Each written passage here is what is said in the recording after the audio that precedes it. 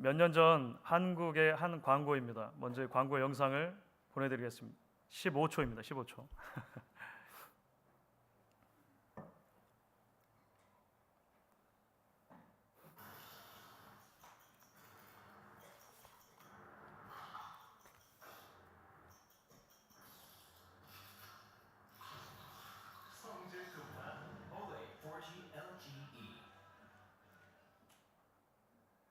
15초짜리 광고입니다. 무슨 내용인지 이해가 되시겠죠? 재밌지 않습니까? 컵라면에 물은 부었지만 3분을 기다리는 게 너무 지루한 거죠. 결국은 익지도 않은 라면을 막 뜯어 먹습니다. 마지막에 이제 성질 급한 한국 사람 이렇게 설명도 붙어 있죠. 아마 공감되시는 분들도 꽤 되실 것 같습니다.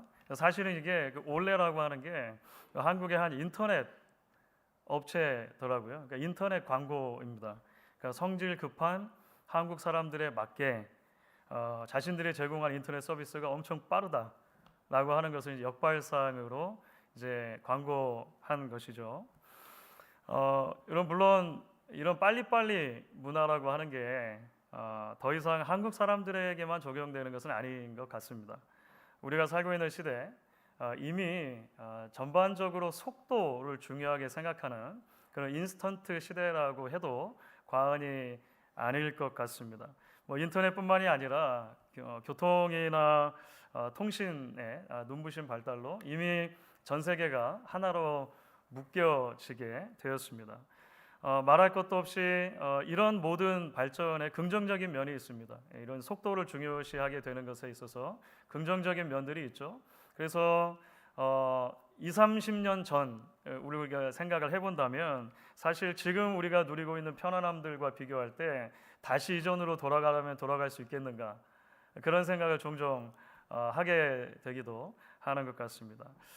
그럼에도 불구하고 여러분 동시에 우리가 기억해야 하는 것이 있죠.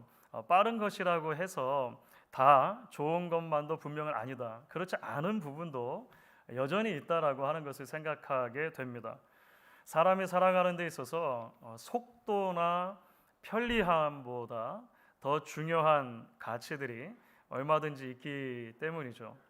뭐 광고에도 나왔습니다만 컵라면도 가끔 먹으면 맛있는데요. 대부분의 경우에는 시간을 들여서 끓여 먹는 라면이 더 맛있죠. 저만 그런가요? 라면 전문가로서 라면을 좋아하는 한 사람으로서 뭐 그런 것 같습니다. 어머니가 가족을 생각하면서 사랑을 담아서 오래도록 시간을 들여 끓여낸 곰국을 생각하면 뭐 돈으로 간단하게 환산할 수 없는 그런 가치들이 담겨 있다 생각이 됩니다. 그러니까 인스턴트로 안 되는 것들이 분명 있다라고 하는 것이죠. 신앙도 그렇습니다. 인스턴트로 안 되는 것 중에 하나가 신앙일 것입니다. 우리가 신앙을 말할 때 그것은 단기 속성반에서 자격증 따듯이 그렇게 순식간에 얻어질 수 있는 것은 아닌 것 같습니다. 자판기에 동전 넣고 쉽게 뽑듯이 그렇게 신앙을 뽑아낼 수 있는 것도 아닌 듯 싶습니다. 성경이 말하는 신앙이라고 하는 것은 오히려 한평생 하나님을 향해 나아가는 긴 경주, 레이스이고 또는 여정, journey라고 하는 것을 우리는 말씀을 통해 보게 됩니다. 왜 그럴까요? 하나님께서 은혜로 주신 그 구원을 선물로 받고 난 뒤에 우리는 곧장 하나님 곁으로 직행해 가는 것은 아닙니다. 그렇죠?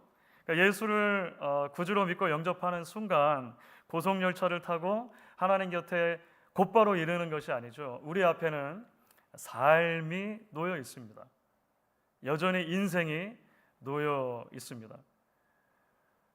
높낮이로 가득한 것이 우리의 삶일 것입니다. 모든 사람에게 찾아오는 희로애락이 있는 것이 우리의 인생일 것입니다.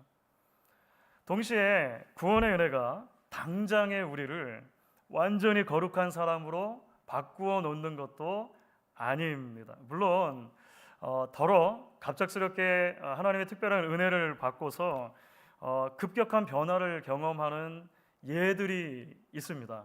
그렇죠? 하나님께서 특별히 그렇게 사역하시는 사람들이 계시는 것 같아요. 오랫동안 장기적으로 무언가에 전적으로 의존하는 삶을 살았을 때 그것이 뭐 술이든 담배든 도박이든 마약이든 그런 것을 예수를 믿는 순간 단번에 끊어내는 분들도 더러 계십니다. 제가 아는 분들 중에도 그런 분들이 계세요. 그런데 여러분, 갑작스럽게 삶의 태도나 삶의 습관이 바뀌었다라고 하는 것 자체가 100% 전적으로 예수를 닮은 인품이 되었다라고 하는 것과는 좀 다른 문제이겠죠. 비록 우리가 은혜를 받고 새 생명을 갖게 되지만 여전히 우리 안에는 연약함들이 있습니다. 그래서 우리는 본질적으로 어제 받은 은혜로 오늘을 울고 먹으면서 살아갈 수 없는 존재들입니다. 평생은 말할 것도 없겠죠. 오늘 하나님의 은혜를 특별히 경험하고 우리의 가슴에 하나님의 은혜가 벅차게 차오르다가도 내일 넘어지거나 실수할 수 있는 연약함들을 가진 것이 우리 모두의 본성이라고 하는 것이죠. 바울도 그 사실을 잘 알고 있었습니다. 그 사도 바울 말이죠. 그래서 오늘 읽은 말씀 보시면 그 바울이 이렇게 말합니다. 12절 말씀이었습니다. 같이 한번 읽어보겠습니다. 내가 이미 얻었다 함도 아니요 온전히 이루었다 함도 아니라 오직 내가 그리스도 예수께 잡힌 바 된 그것을 잡으려고 달려가노라. 여러분, 예수님께서 사실은 바울은 굉장히 특별한 방식으로 만나 주십니다. 성경의 여러 인물들 가운데 바울은 극적인 회심을 경험한 사람 중에 하나로 기억이 돼요. 그런데 그렇게 다메섹으로 가는 길에서 바울을 만나셨을 때 놀랍게도 하나님께서는 바울을 당장의 완전한 사람으로 만들어주지는 않으셨습니다. 영적으로도 그렇고 신앙적으로 그렇고 신학적으로도 그렇고 건강으로도 그래요. 물론 말씀드린 것처럼 바울의 삶은 다메섹 사건 이전과 이후로 나뉠 수 있습니다. 전혀 다른 사람이라고는 말할 수 있어요. 예수가 없던 삶에서 예수가 있는 삶으로 변화되었기 때문입니다. 하지만 예수를 믿은 이후에도 여전히 바울에게는 혈기가 남아있기도 해요. 교만함도 있었던 것 같아요. 여러 차례 말씀드린 것처럼 바울의 1차 선교 여행이 바나바라고 하는 동역자와 함께한 연장자였죠. 바나바와 함께한 사역이었는데 1차 선교 여행 갔다 와서 2차 선교 여행을 계획하는 과정에서 그 바나바와 심하게 다투는 일이 있었습니다. 그렇죠. 육체적으로도 마찬가지입니다. 바울은 평생 동안 육신의 연약함의 문제를 안고 있었던 것 같아요. 그것을 그래서 바울은 몸의 가시라고 부릅니다. 몸의 가시. 그 몸의 가시가 떠나가도록 3번이나 간절하게 하나님께 기도를 했던 바울이지만 이게 완전히 떠나가지가 않았어요. 그리고 연약함들이 바울의 뒤를 늘 따라다녔습니다. 그래서 성경 전체를 보면 바울도 성장해야 했습니다. 그 바울도 성숙해 나가는 과정이 필요했다라고 하는 것이죠. 그래서 바울이 12절에서 내가 이미 얻었다 함도 아닙니다. 온전히 이루었다 함도 아닙니다. 이렇게 말했을 때 그냥 빈소리로 하는 게 아닙니다. 단순하게 바울이 겸양의 언어로 그렇게 표현하는 것이 아니라는 거죠. 바울은 분명히 알고 있었습니다. 자신의 신앙과 사역이 하나님께서 자신을 부르시는 그날까지 내가 함부로 마침표를 찍을 수 없다는 거예요. 함부로 내가 이제는 다 됐다 다 왔다 말할 수 없다는 것입니다.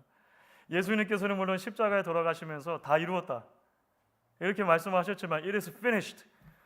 우리는 그럴 수 없다는 거예요. 하나님 앞에 부름받는 그날까지 나는 내가 다 이루었다 말할 수 없다는 거죠. 그래서 이어지는 말씀에서 바울이 이렇게 이야기하는 것입니다. 13절, 14절을 여러분 같이 한번 한 목소리로 다시 읽겠습니다. 형제들아 나는 아직 내가 잡은 줄로 여기지 아니하고 오직 한 일, 즉 뒤에 있는 것은 잊어버리고 앞에 있는 것을 잡으려고 표대를 향하여 그리스도 예수 안에서 하나님이 위에서 부르신 부름의 상을 위하여 달려가노라. 여러분 이것이 바울의 고백입니다. 바울의 고백. 그렇습니다, 여러분. 신앙은 과정입니다. 신앙은 여정입니다.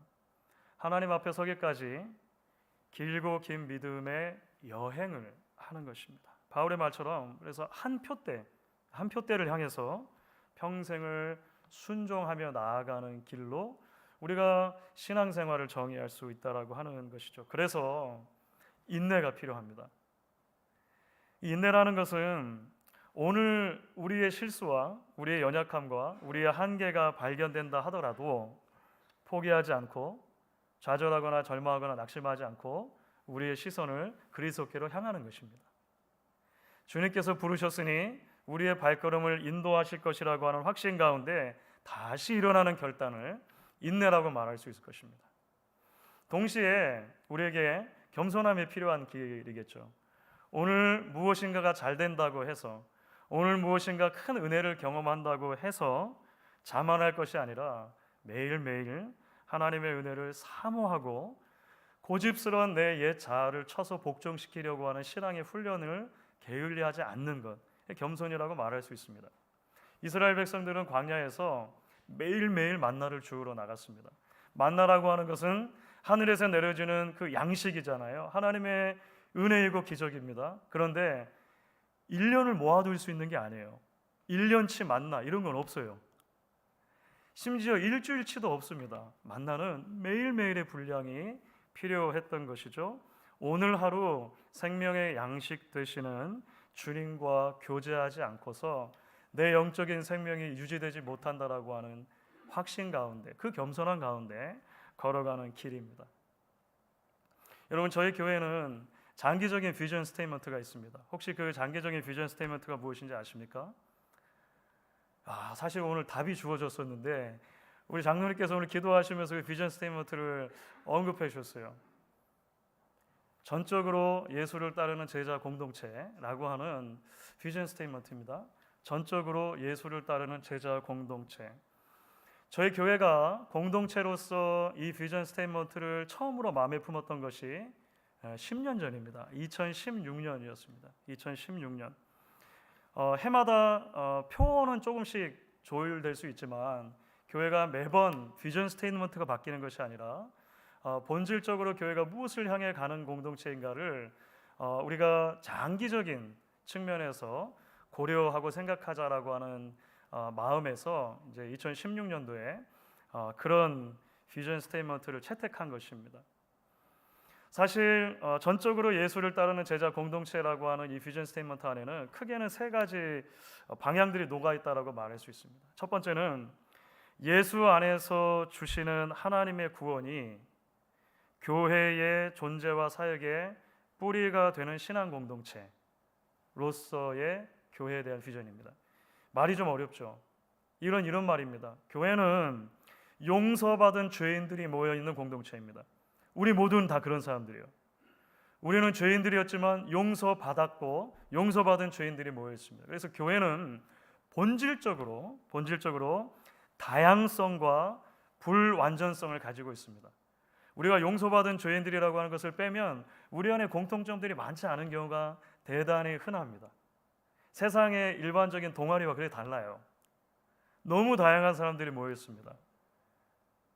아울러 불완전한 존재들이 모여요. 그래서 교회는 무슨 일이 있어도 은혜로 주시는 구원이라고 하는 복음을 붙드는 공동체여야 합니다. 구원의 복음이 우리 존재의 뿌리가 되는 것이, 사역의 뿌리가 되는 것입니다. 두 번째로 그렇게 구원받은 성도들을 그리스도의 제자로 세우는 양육 공동체라고 하는 한 결례가 있습니다. 그처럼 다양하고 불완전한 사람들이 모여서 공동체를 이루었기 때문에 성장과 성숙이 필요한 것이죠.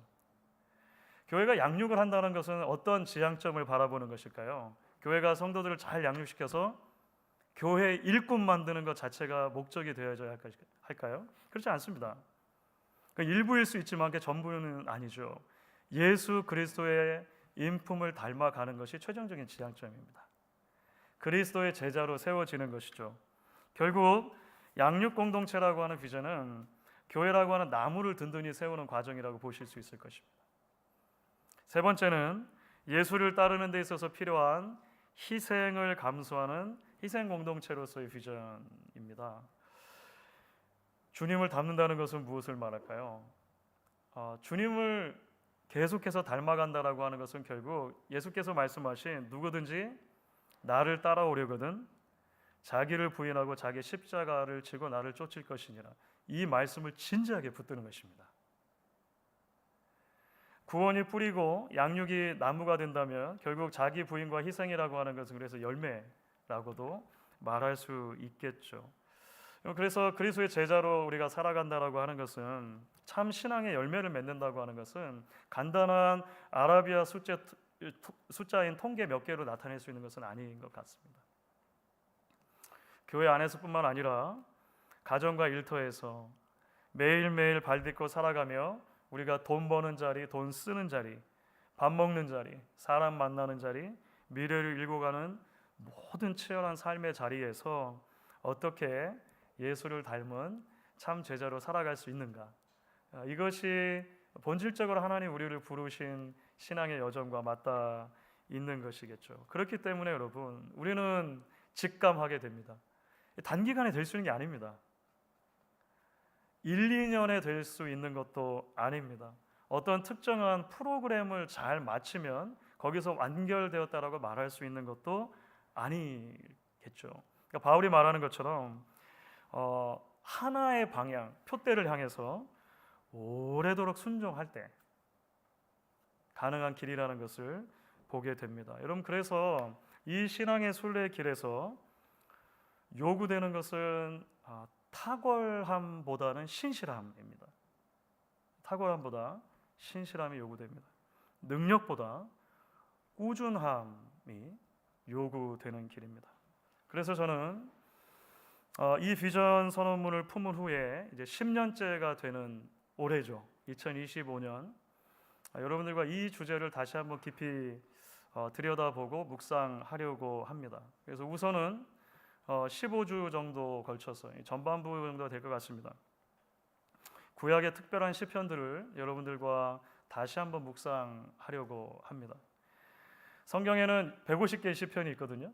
150개의 시편이 모여 있는데요. 그 중에서 시편 120편부터 134편까지 15개의 시가 한데 모여져 있는데 특별한 제목이 붙어 있습니다. 그 특별한 표제가 성전에 올라가는 노래라고 하는 표제입니다. 성전에 올라가는 노래. 왜 이런 제목이 붙었을까요? 몇 가지 이론이 있지만 거의 이제 공유되어지고 있는 학설은 그것입니다. 이스라엘 사람들이 사실 어디에 살고 있던지 간에 1년에 3차례는 율법에 의해서 예루살렘을 방문해야 됐습니다. 그것이 이제 오리지널 의미에서의 순례입니다. 순례. 왜냐하면 3차례 절기가 있잖아요. 그 3차례 절기에는 이스라엘 사람들은 누구나 예루살렘으로 와서 예루살렘의 성전에서 제사를 드리라고 하는 거예요. 우선 봄철에는 유월절이 있습니다. 유월절은 하나님의 구원을 기억하는 절기입니다. 조금 더 지나서 이제 초여름쯤 되면 오순절이 있습니다. 율법을 주신 하나님의 은혜를 기억하며 우리의 헌신을 다짐하는 그런 절기가 돼요. 가을철이 되면 초막절이 있었습니다. 한 해 동안 베풀으신 하나님의 은혜, 모든 곡식을 거둘 수 있게 해주셨던 이른 비와 늦은 비를 주신 하나님을 기억하면서 또 예배하는 것이죠. 그러니까 유대인들은 누구라도 율법에 의하면 물론 개인적인 측면에서 안 그런 사람도 있었겠죠. 뭐 바쁘거나 게으른 사람도 있었겠죠. 하지만 율법은 일단 그렇게 말을 해요. 그래서 1년에 3차례 그 예루살렘 성전을 향해서 여행을 해갈 수밖에 없는 것이 당시 사람들의 모습이었던 거죠. 성전에 올라가는 노래는 바로 이렇게 내가 있는 곳에서 여정을 출발해 예루살렘에 있는 성전을 향해 가는 순례자들이 불렀던 노래였던 것으로 추측을 합니다. 여러분 그렇지 않습니까? 자신이 살고 있는 곳을 떠나서 성전을 향해 간다는 것은 그 자체로 여러 그 일들이 일어날 수 있는 길입니다. 강을 건너야 할 때도 있겠죠. 광야를 지나야 할 때도 있습니다. 낮 동안에 무더운 태양볕에 어려움을 당할 때도 있고 밤에 그 추위 속에서 이 달빛에 자신을 비추어 가면서 몸을 누이는 그런 순간들도 있었을 거예요.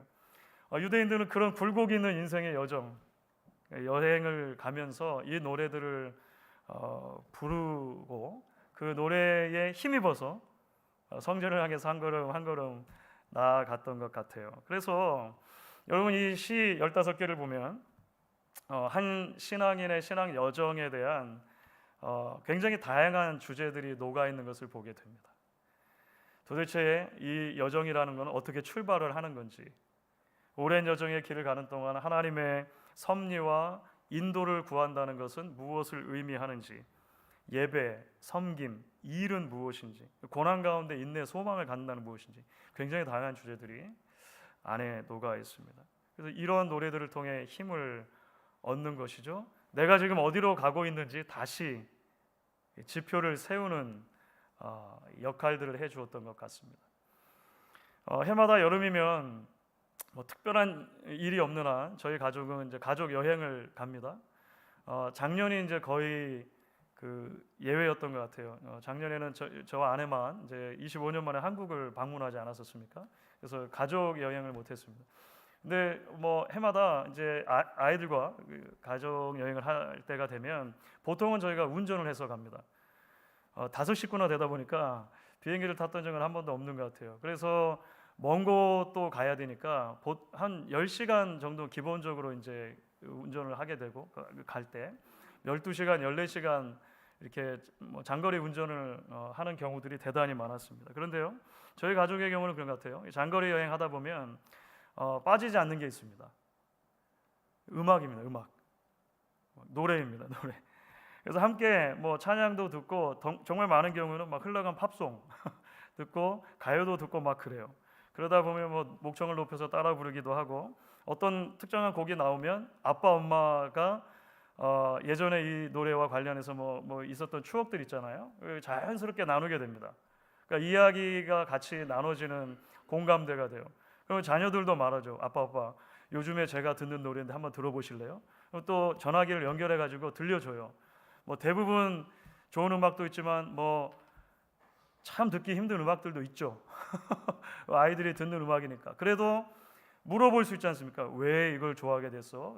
해가지고 또 대화를 이어가는 좋은 그런 일들이 됐던 것 같아요. 그래서 저는 사실 이런 장거리 여행을 생각하면 노래가 없는 장거리 여행을 생각하기는 상상하기 힘든 것 같습니다.